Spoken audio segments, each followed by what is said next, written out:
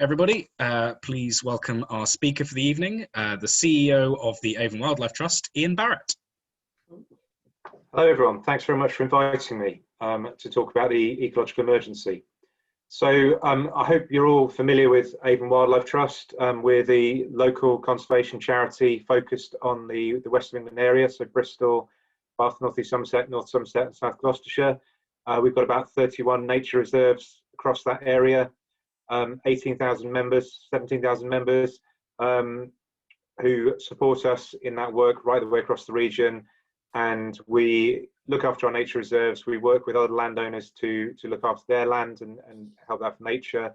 And we do lots of engagement projects across Bristol to inspire people with a love of nature and to take action for nature. So if you don't know the trust, have a look at our website. We always welcome new members. So that's us.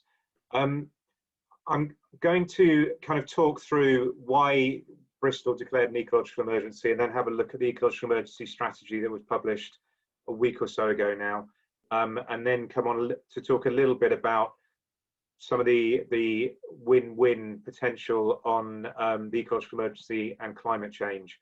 I have to admit, I've not run through this, so I'm not sure exactly how long it's going to take, but Dorian's asked me to leave lots of time for discussion, so I'll try to do that as much as possible. So starting with why we declared an ecological emergency, many of you hopefully will have seen David Attenborough's programme recently, Extinction The Facts, which showed just how quickly we're losing wildlife around the world. Some of the statistics are really quite shocking.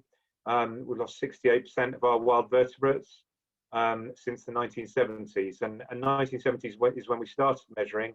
So if you went back to the beginning of the 20th century, it'd be a much larger figure than that. So globally, we are losing wildlife at a massive rate, an unprecedented rate in human history. But it's not just globally that we've got an issue. We've got similar problems in the UK.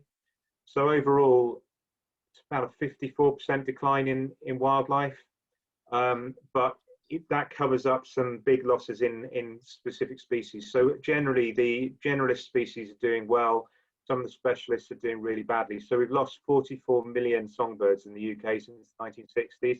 That's about 20% of our songbirds, 95% of our hedgehogs, 30 million hedgehogs, and 80% of our brown hare. And there'll be lots of species you can look at which will have had those kind of levels of loss since the middle of the 20th century. Yeah. So that's the global, that's the national. We don't have many figures for Bristol, but the Bristol naturalists do a fantastic job of doing bird counts and bat counts and all other kind of counts. And the figures that we see there, again, there are species that have really suffered in over that period. In fact, starlings and swifts have lost 96% of their population since 1994, when I was at university here in Bristol. So that's well within people's lifetimes that we've just seen enormous declines. So global declines, national declines, and local declines in wildlife. Insects are a particular concern. So there are figures from various places in the world, from German nature reserves, from Puerto Rican rainforests, which show declines in insects of over 75%. And that's particularly important because insects are what form the basis of food chains for all of the other wildlife. We don't have such severe figures for the UK. We tend to monitor things like butterflies, which are more charismatic. And as you can see, there's been a 46% decline in butterflies since the 1970s. But when you look at insect-eating birds, we do begin to see those kind of enormous losses again. So these are the UK figures on some of those insectivorous birds, where we've seen declines of over 90% for once common species, 77% in cuckoo, and we've completely lost the redback shrike, which is an insect-eating bird. So if you're a wildlife lover, it's not a pretty picture. The causes of that decline, most of it's land use change. So the big change is in agriculture, where farmers now have access to big machinery, tractors and JCBs. They've been able to drain the lands where we used to have lapwing and snipe, the kind of wet areas. They've cleared the scrub that used to be around the edges of farms, and there's just far more farmland under production. So that has taken away the habitats from a lot of species. hunting is an issue worldwide. In the UK, it's mostly to do with our land use and pollution, and urbanisation plays some part in that. And that's reaching the extent where we are seeing species going extinct. And again, the extinction rate is kind of 100 to 1,000 times the natural background rate. See some of the statistics there: 1 in 8 bird species at risk of extinction, 15% of species in the UK.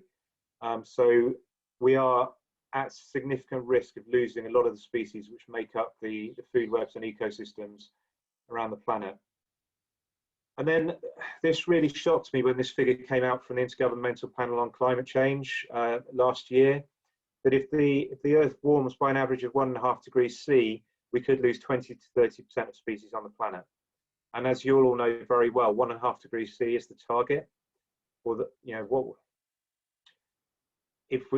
if we exceed that, which it looks like we may well do, then there'll be whole ecosystems that are struggling to adapt quickly enough with the change of temperatures that the species within them have to put up with. So the main cause of biodiversity loss at the moment is land use change, but climate change is going to become increasingly significant as the climate warms. So that as I mentioned earlier, that matters for wildlife lovers, and we are a nation of wildlife lovers, but it doesn't only matter to people who love wildlife. Our wildlife and ecosystems are the basis of natural systems on Earth, the systems which provide us with clean air, clean water, that regulate the climate, that deal with all of the fallen leaves in the autumn are decomposed by insects. The cow dung in the fields is broken down by dung beetles. You know, it's a massive, important role that wildlife plays. And at the moment, we are kind of taking species out. And the best analogy I've heard on this is like taking bricks out of a wall. For a while, that wall will survive with holes in it, but you don't know at what stage you're going to get, you know, a collapse and parts of that wall. I mentioned insects earlier because insects are particularly important. I mentioned decomposition and the food chain. The big one is pollination. So insects are involved in pollination of around 75% of the crops that we eat, as you know, 75% of the things you'll find in our supermarkets. So whether you're a wildlife enthusiast or not, the decline in wildlife, the breakdown of ecosystems is a big issue of concern to all of us. So these figures kind of bring it home in a way. So this is a picture of a supermarket, including all of the produce that's pollinated by insects. And this is the same supermarket where they've taken away all of that produce, which is pollinated by insects. So it just helps to bring home you know, some of the reliance that we've got on those insect pollinators. And this next picture is absolutely shocking. This is pear farmers in the Sichuan province of China who are hand pollinating their pear trees because the bees in that area have just collapsed. And this is kind of where we've got to in parts of our ecosystems in some places around the world. And Robert Watson, who used to be the chief scientist for DEFRA, who's now the chair of the Intergovernmental Panel on Biodiversity and Ecosystem Services, saying we're eroding the very foundations of our livelihoods, you know, the quality of life worldwide.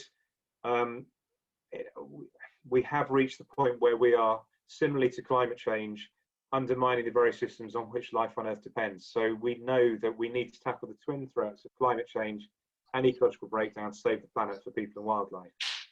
So these are some of the statistics that I presented to the Mayor back last November and the Environmental Sustainability Board of Bristol's One City approach. And that led to the declaration of the ecological emergency last February, particularly some of the statistics around the loss of local wildlife. The good news is that similarly to climate change, we've known the answers to this problem since the middle of the 20th century. We know what we need to do to save wildlife, and it's not too late, but we've got a decade, possibly, maybe a little bit more than that, to halt the decline in wildlife and turn it around. Otherwise, it's going to be too late. We will just lose too much. But it's not too late at the moment. And the things that we need to do, we need to stop destroying habitats. We need to protect the ones that are remaining. We need to make them bigger. We need to join them up with wildlife corridors. We need to manage other land sympathetically for wildlife, so that our farmers and other land managers are providing habitats and landscapes where wildlife can thrive. And we need to stop the routine and unnecessary use of pesticides. So what we need to do is quite simple. And that's what we've tried to capture in the Ecological Emergency Strategy for Bristol that we've been developing since the declaration of the Ecological Emergency last February. So there's a group of organisations from around Bristol had come together to produce this, led by, so I chaired that group. The work was organised by the Natural History Consortium with involvement of a whole range of groups, Edible Bristol, there's a lot of groups that were involved in coming up with that strategy. So it's been great actually to get the mayor on board with this, and really taking quite seriously the need to change the way that we work as a city. So the city faces a whole range of challenges, the climate challenge, the ecological challenge, childhood hunger, big issues with inequality and unequal access to, so this strategy is part of the wider One City approach, which is looking at how do we tackle all of these issues in the city. And that the quote here just really emphasizing that we need to change how our buildings, our streets, our open spaces, the way that we design and manage our city, and we need to transform our city over the next 10 years for ecosystems as well as for climate. And you'll be very familiar with the actions that are needed to transform our energy and our transport systems over the next 10 years for transport. We need to do that for all of those other things as well. So I've mentioned this already, but yeah, we started work on this in May and launched it last September, 2 weeks ago. And we are now at the stage where we're looking at how we're going to implement the strategy. But just to quickly run through some of the key areas in the strategy, these are the areas we looked at, and I'll go through them briefly. So we looked at space for nature in the city, pesticides, pollution, and our global footprint. So on space for nature, we established a target of 30% of land managed for wildlife across the city, and that reflects some of the international conversations at the moment about how much land is needed to protect wildlife. And 2030 isn't the ultimate goal. 30% isn't the ultimate goal. That's where we want to get to by 2030. And at the moment in Bristol, it's around 15% of land in the city which is designated for wildlife, but there is the potential to do far more. We're not just talking about designated sites though, we're talking about gardens, we're talking about business parks, we're talking about our parks, we're talking about everybody having a role to play in helping to make that space for nature, as well as looking at it from the city design point of view and how do we build nature in to the city as new homes are developed and areas are redeveloped. So as I said, it's the call there in the strategy is for everybody to get involved in doing this, and I'll come on a little bit later to what some of that means. Just to pick out a couple of things, I'll mention the Nature Recovery Network later as well. This is making sure that we've got those ecological connections through the city so that we move from having small fragmented bits of habitat to having interconnected networks that species can move through, which is essential to their kind of health from a genetic point of view, the mixing of populations, because isolated wildlife populations unfortunately die out. The other area we're looking at is getting food growing going across the city, because actually allotments and food growing areas are some of the most biodiverse within the urban areas. So we're working with the council and Bristol Food Producers Network and others to see how we can get food growing, wildlife friendly food growing, going right across the city. So that's space for nature. On pesticides, the target that we've come down to in this strategy is to reduce pesticide use in the city by at least 50% by 2030. I think we've got a lot to do to look at that and see whether we can do better than that. Paris has gone pesticide free. Other cities around the world have gone pesticide free. There is a conversation we need to have about how far we can go. But the pesticides are used by a wide range of people, by the council in the parks, but also by individuals. And a lot of people don't realise how many, how harmful some of the products they use. So people using Roundup in their garden or on their drives, if people are putting flea spray on the necks of their cats and dogs, all of those are pesticides which are having big impacts on the natural environment. So we need to raise awareness of some of those impacts and some of the alternatives and what people can do to reduce pesticide use. So we're going to be looking at how we do that over the next year or two, and how we can achieve that strategy of reducing pesticide use. The third area is pollution. We've dealt with the gross pollution that used to be in rivers, the kind of industrial pollution, most of the sewage going to the rivers. That's all been sorted out. So actually our rivers are in much better condition than they were in the middle of the 20th century, and we've got otters and other wildlife returning.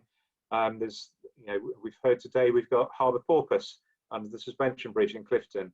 And so we've dealt with the main pollution issues with our rivers and waterways, but we've got new issues. We've got significant impacts from antidepressants and other drugs that are entering the river systems, which mess with the with fish and their ability to reproduce. And there are issues now with microplastics, which come from our clothing in washing machines and other areas, and we're only just beginning to understand the extent of plastic in our riverine and marine wildlife, but there is a massive impact there, both known and unknown. So we're looking at how we tackle microplastics, we're looking at how we tackle single-use plastics, we're looking at a full range of things which cause pollution in our water, with the aim of getting, by 2030, all of our waterways into a condition that can support healthy wildlife. And that's probably the most ambitious target we've got here, and the one which is going to be most difficult to achieve. The final area is our wider footprint. Most wildlife strategies tend to focus on the local area, which we've got more control over. We can do more on. But as I started out by saying, there's a global issue with wildlife, and actually a lot of the impacts around the world are caused by consumption in the developed world. So we need to look at what we're consuming. So that means businesses looking at supply chains. Where are they getting their materials from, whether that's wood or soya from the Amazon, all of the looking at the impacts of the things that we're using in manufacturing, are looking at our food and where that comes from, and also as individuals, as consumers, looking at what we're consuming, trying to buy less, recycle more, but look at the impact of the production of the things that we're consuming as consumers. So there are tools out there which help people to do that. There probably needs to be more. One of the challenges that we face is how do we work with businesses to really get this message across and get people looking at how we can reduce the global impact of what we're doing here in the city. So the title of the talk was What Happens Now? We've just got to the stage where it's less than a year since I made the pitch to the Mayor that we should make the Ecological Emergency Declaration. We've got the strategy out in about 7 months since then. So we're not at a stage where we've got a fully worked out action plan. What we've done in the strategy is to set out the headlines on what needs to be achieved, and what needs to happen next is that work on how are we actually going to achieve those targets that we've set. And we will be looking at how we sequence that, trying to come up with a broad action plan, but we can't wait until we've done all that work to get on with some of these things. So there are things that we can all do now. So everybody in the city can help to achieve that target of 30% of land managed for wildlife. simple things like not mowing your lawn as much, putting ponds in, yeah, a whole range of things that people can do with wildlife gardening, stopping using pesticides. So there's part of the message is we just need to start doing some of these things now, but we are also working on how we develop that plan, how we engage organisations, and how we're going to get the message out there. You know, you looking at properly at how you achieve behaviour change to see how we do that. We're also talking about the resources we need to do that and looking for the investment that are needed to really restore habitats in Bristol and transform some of the ecological networks.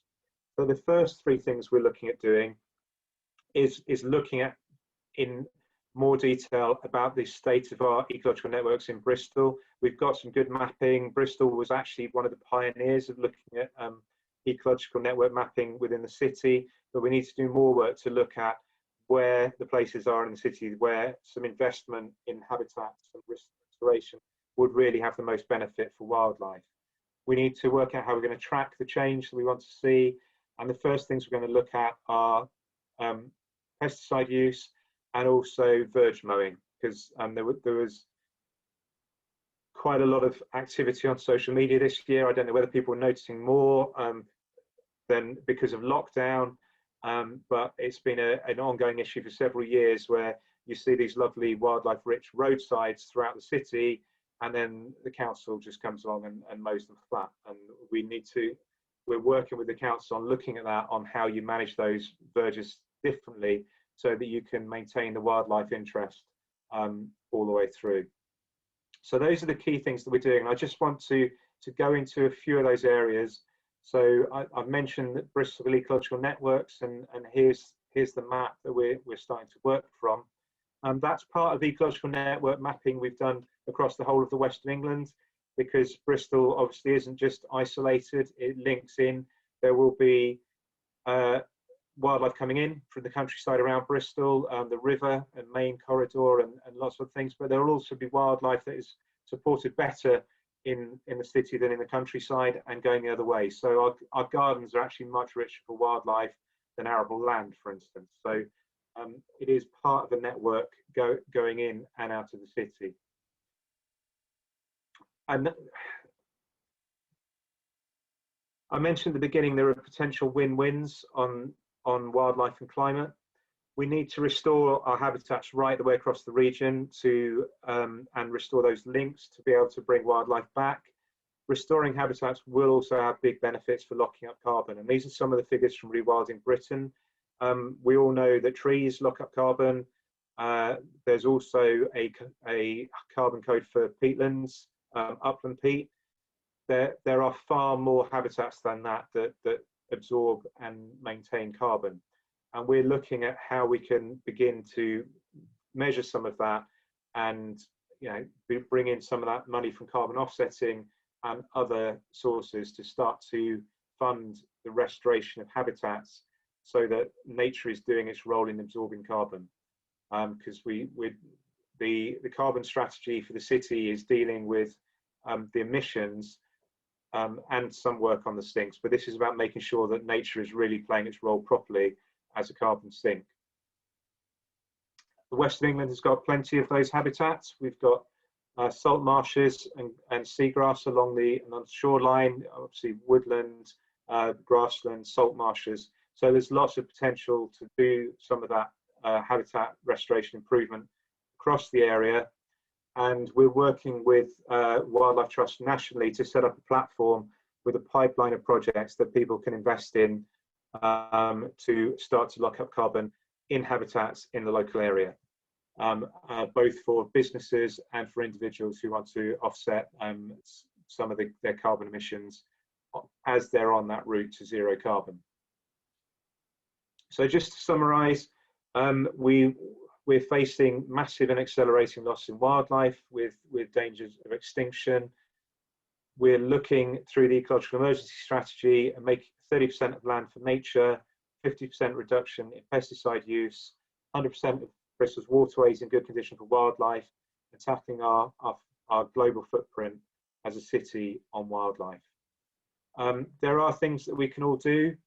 So I mentioned individual actions, so wildlife gardening, reducing pesticides, looking at our consumption, are things that we can all do as individuals. We really want to get action going at the community level, and we're going to be hopefully putting some resource into working with communities on how we can restore wildlife. So whether that's rewilding your local green space, joining your Friends of group in your parks, or actually campaigning and raising these issues with your councillors and MPs to get this on the agenda. The other thing you can do, which I'm obliged to say as the Chief Executive of charity, you know, there's lots of organisations. It's not just wildlife trusts, Woodland Trust, National Trust, Natural History Consortium, lots of smaller charities, Friends of groups are out there looking after the natural environment in Bristol and surrounding areas. So you can support us and other groups, you know, by volunteering, financial support, legacies. There's a whole range of ways that people can support the work that we're doing across the city. And actually, the Wildlife Trust just last week have launched a new campaign to try to get 30% of land across the UK managed for nature by 2030.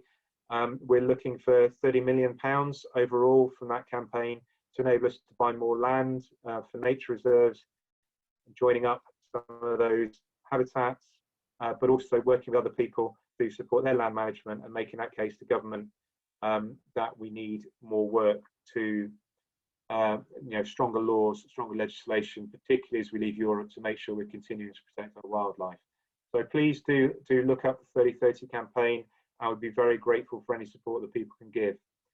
So that's it. That's all I wanted to say. So yeah, we are working to create a wilder Avon. Thank you.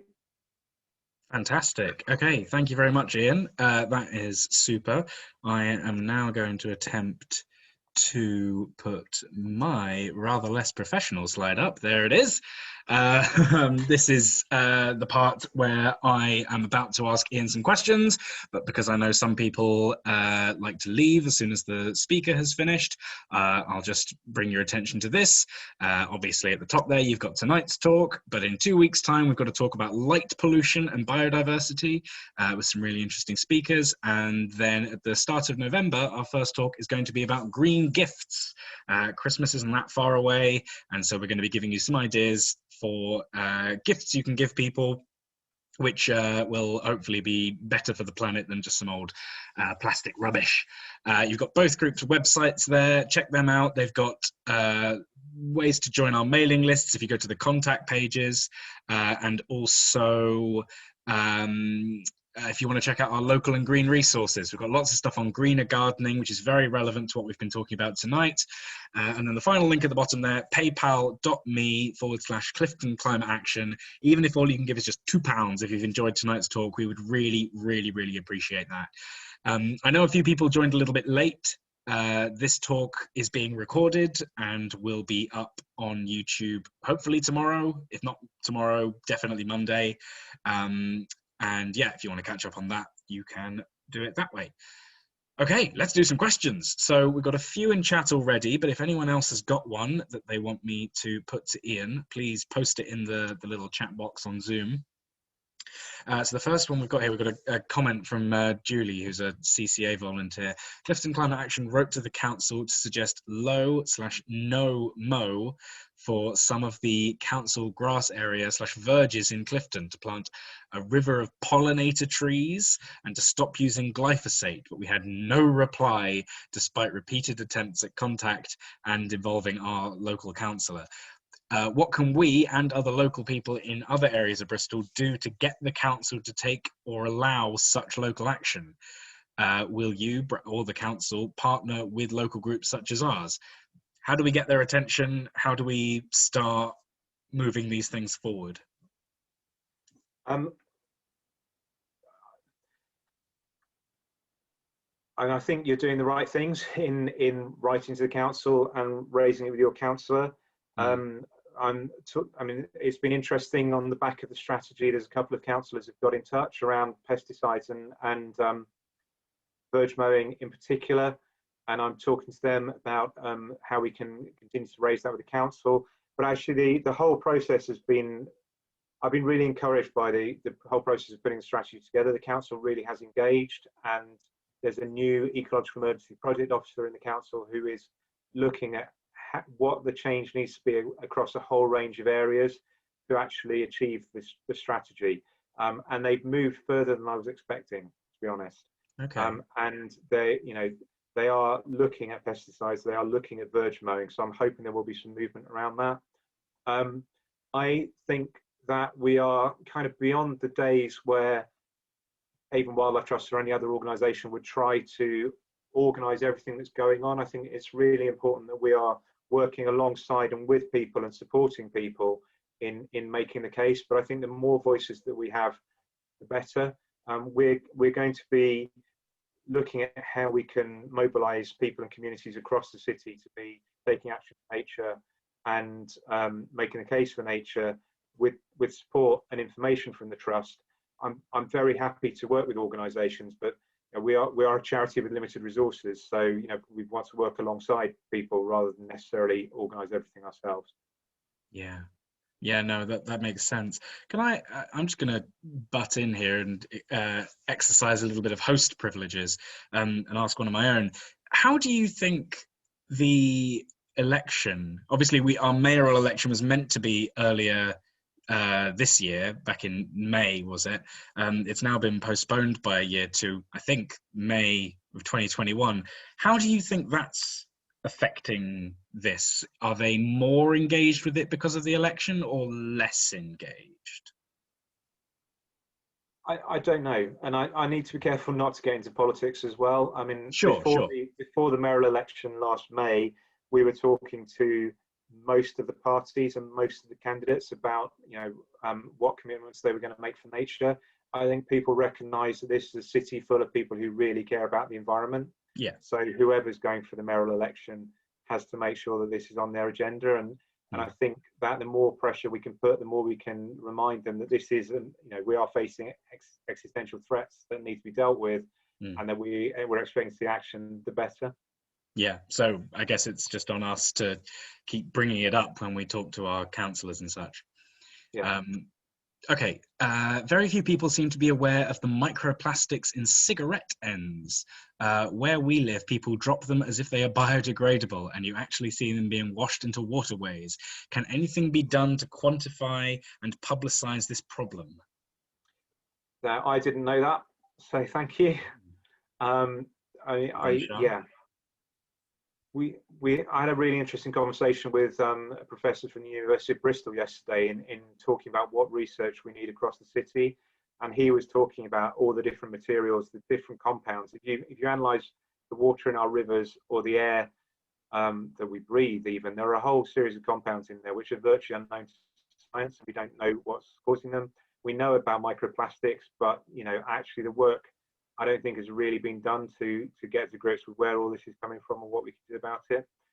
So we need to do more work on that, and we need to raise awareness.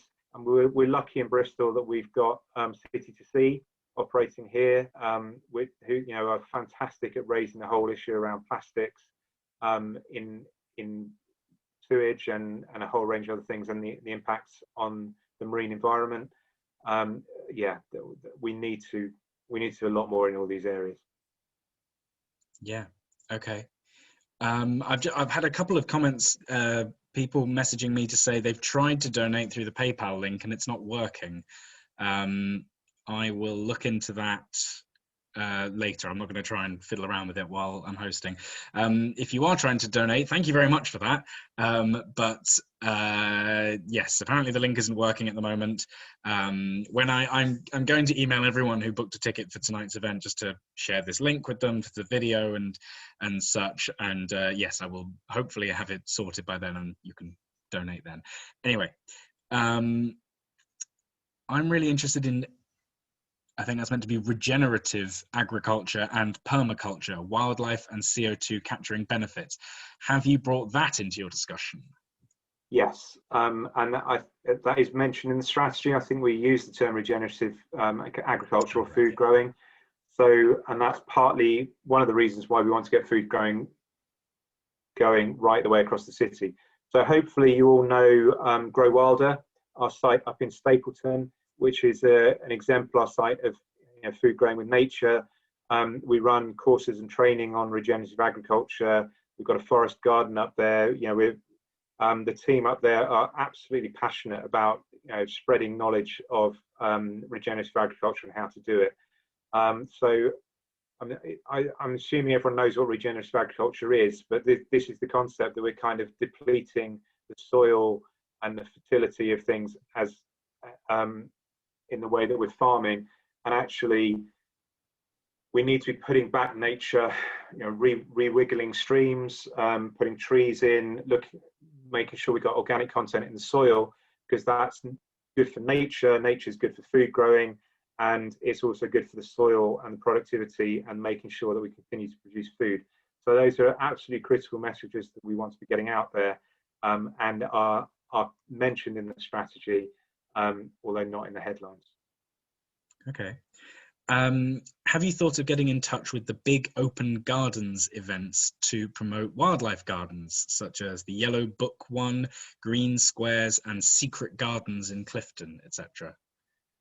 We have some fantastic members and volunteers who do open their gardens through the Yellow Garden Scheme and the others. We're very happy for people to do that and support the trust and help to raise awareness. It's another, can't do everything, but if people can help us in that way, we're really grateful. Yeah, fantastic. And what is the likely impact of the proposed environmental land use strategy? So which environmental land use strategy? Fair question. Andy, do you have a... Elms, is it the replacement for the Common Agricultural Policy?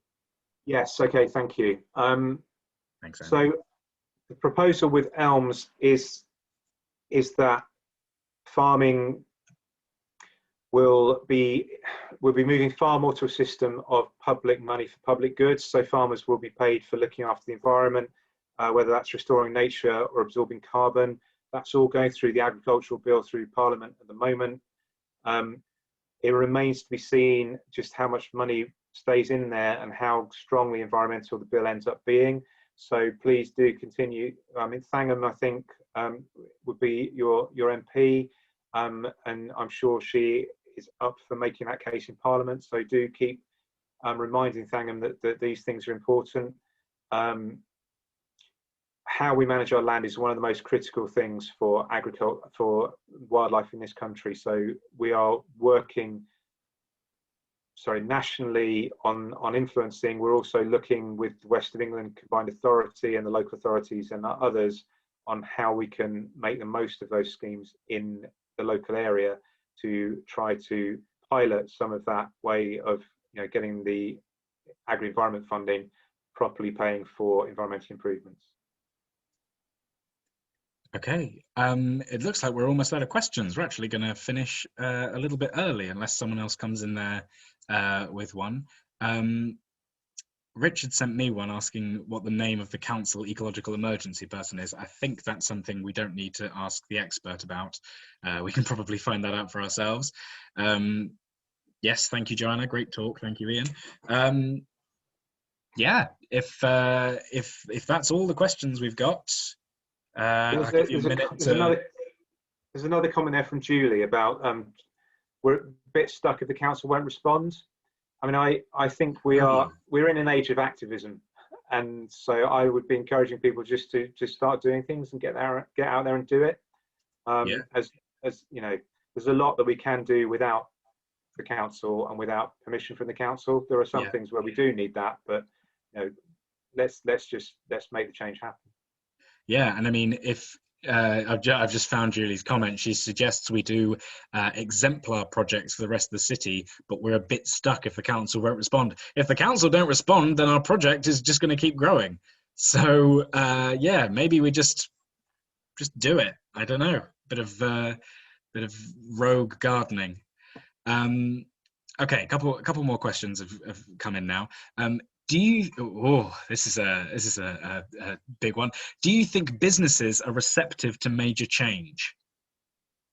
We have some very green businesses in Bristol. You know, some of the big legal firms around Glass Wharf and other areas, and the consultancy companies are, you know, take this stuff very seriously, and had some very positive conversations with some of them about how the changing context for companies is quite positive. So more and more companies have to report on their carbon footprints, and do more than just report on their carbon footprints, show that they are properly taking steps to achieve zero carbon.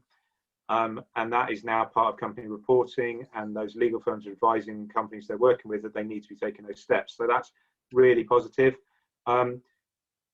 We are hoping that we will start to see the same kind of things on the natural environment side, where as there's increasing understanding of the ecological emergency, and there are increasing tools available to help to address it, some of the nature-based solutions, the natural solutions I was talking about, the companies will be required to set out how they are reducing their impacts on the natural world and offsetting their impacts through habitat creation and other things. So there is change, and it's going in the right direction. There's a lot more that's needed, and there's obviously, like anything, there will be companies who are doing really well on it, and quite a few of them in Bristol, and there'll be others where it's just not on their radar whatsoever. So how we really reach visitors right the way across the board to look at things like circular economy, so that, you know, we are not putting waste into the environment, and we're not using resources we don't need to. There's a hell of a lot of work to do. Yeah, okay. So it varies from business to business, I guess. Kind of a sad comment here from Hillary. My mate planted wildflowers on some land near where he lives, near the docks. The council came along and mowed it. So it shows what I know, I guess. Sometimes you get their attention, and it's not all roses. So yeah, okay, fair enough. I was just getting a bit excited. But yes, we've got a couple more now.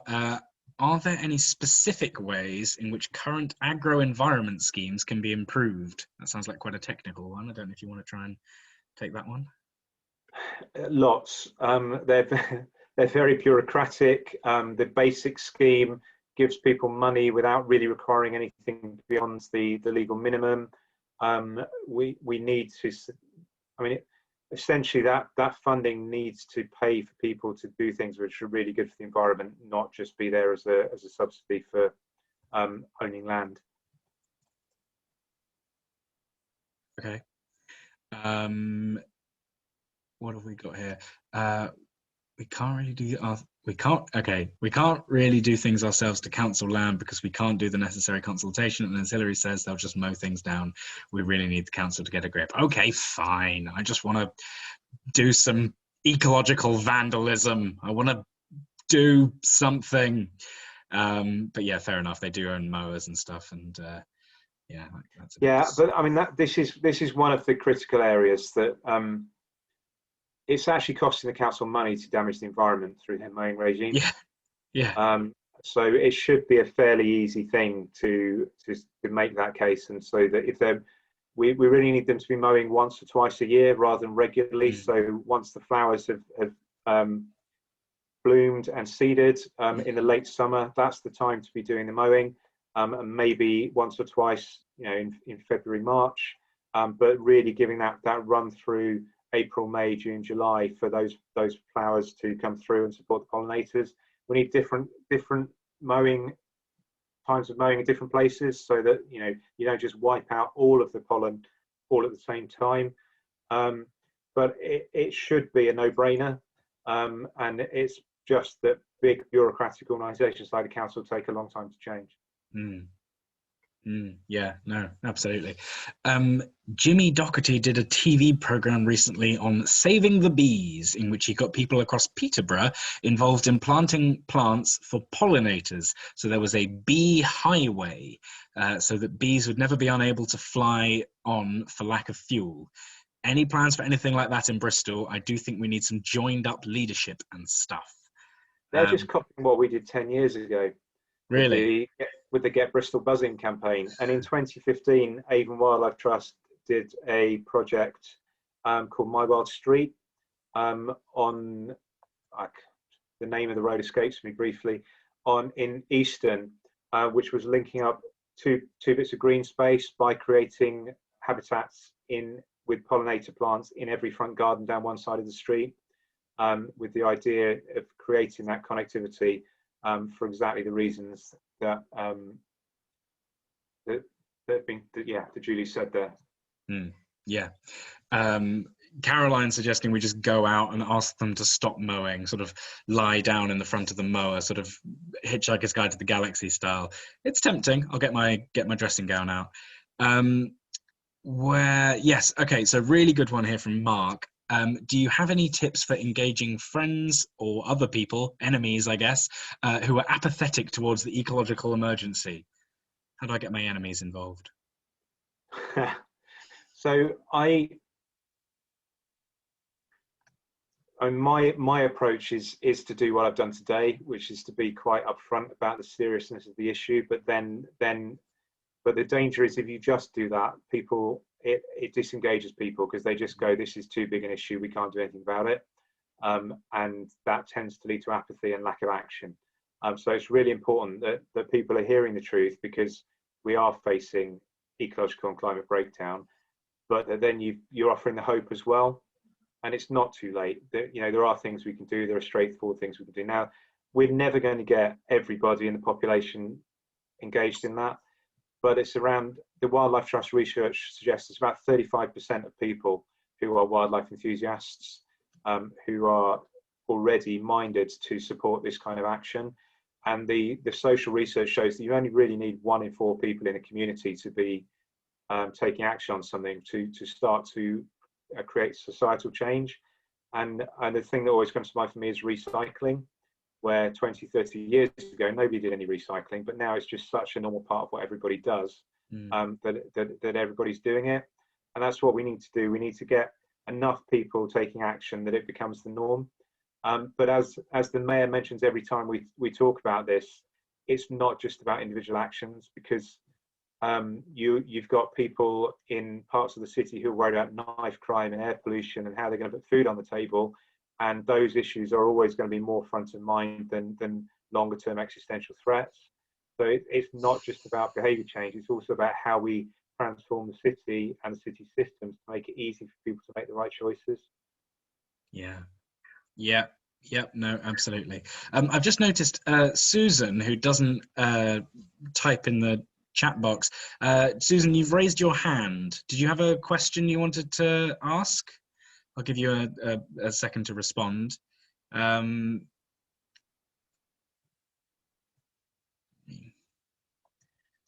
hand. Oh, she's gone. I think. Oh no. Okay. All right. I think, unless Susan's going to interrupt me, I think we are. Hold on. Let me see if I can unmute her. I can only ask her to unmute. How do I do it, Dorian? Well, we can hear you now. So can you hear me? We can hear you now. Okay, I'm sorry, but I don't know how to do it, but to do it properly. But I just wanted to say that up until about 6 days ago, the verge side mowing and strimming and hoeing has been relentless throughout the spring and the summer and early autumn. The mowing never, ever, ever stops. I found myself begging them to leave just a tiny little bit of wildflowers, if you get my drift. I'm so sorry, I don't know how to ask a question. I've written to the Mayor about it. I've written to Thagman Debonair, the MP, and so on. It desperately needs to be. It desperately needs to be eased up. Yeah, no. I don't know how Ian, I know you've been discussing it. Yeah, I mean, South Gloucestershire have used, so Plant Life have produced some really good guidance on verge mowing, which South Gloucestershire are putting into place. Bath and North East Somerset Council are looking at it. North Somerset have got absolutely fantastic St George's Bank just outside the Gordania Services, which is one of the best examples in the country actually about, you know, a former mown verge which is now a wildlife reserve. So it's going on all around Bristol. I'm hopeful that we can get that change through, and we certainly are doing what we can to push that forward. Thank you very much, because they make the local traffic island look like a bowling green. Even if it's about ½ an inch high, they come back and mow it again. It's just, it's sort of almost, it's so comprehensive around this area. I'm so sorry. No, don't apologise at all, Susan. It's yeah, I think we're all on the same page here. We need to slow the mowing, no mowing, whatever the thing was. Yeah, absolutely. I think we've got one more question, and I think we'll probably leave it with that one. So thank you, James, for this final question. I've recently completed an online PDC earlier this year. I'm eager to help locally. I'm working on designing friends gardens. I've previously worked for Bristol Fish Project CIC, aquaponics in the city, and growing on releasing European eels, I hate eels, but fine, into the Avon waterways. I'm not on Facebook. Where can people like myself help by giving time? Anyone got any ideas for where James can volunteer his time and his skills? So Dorian, if you hate eels, you need to watch some of the Spawn to be Wild videos that local school kids have done. We've been working with them in Bristol Water on understanding the life cycle of eels, and you know, they're absolutely fantastic videos. I'm sure they're technically wonderful. Just eels just kind of freak me out. It's just, yeah. Some people don't like spiders. I don't like eels and slugs. That's just a personal thing. So I mean, there are friends of groups. There are other groups all the way through Bristol that you can get involved in your local area. We do have volunteer opportunities at Avon Wildlife Trust. We're struggling a bit at the moment to manage all of those because we've just getting staff back from furlough after lockdown. But have a look at our website for volunteering opportunities. Get involved in local friends of groups. Someone's mentioned Incredible Edible Bristol, who are absolutely fantastic. All know this across the city. And then if you haven't got a friends of group looking after your local green spaces, set one up. Yeah, no, absolutely. So that's Incredible Edible Bristol. Are there other Incredible Edibles, or is it? Anyway, Incredible Edible Bristol might be a good option for you. Yep, great. Many, yes, they're all over the place. Great. Go forth and plant some stuff, James. Fantastic stuff. Okay, I think that's it. I'm going to go and have nightmares about lamprey eels. But thank you very much, Ian, for coming to talk to us tonight. As you can all see on your screen, 2 weeks' time, we've got light pollution and biodiversity. Our first talk in November is going to be green gifts. And if you want to be part of the team that decides what the rest of our talks for this year and the start of next year are going to be about, we're having a meeting Monday evening. It's the monthly Clifton Climate Action Volunteers meeting, and we're being joined by a couple of members of the BCR Energy Group Committee just for this one while we plan what our next few events are going to be. So if you want to help us make these big decisions about what speakers we book and what subjects we discussed, send us an email. Our email address is cliftonclimateaction@hotmail.com or info.bcrenergy@gmail.com, or just contact us through the website, and we'll get you a Zoom link to come along to that meeting. I'll sort the PayPal link out and I'll be in touch if you still want to donate. Please do check out avonwildlifetrust.org.uk/eco-emergency. Thanks, Ian. And yeah, thank you all very much for coming, and we'll hopefully see you in 2 weeks' time. Bye.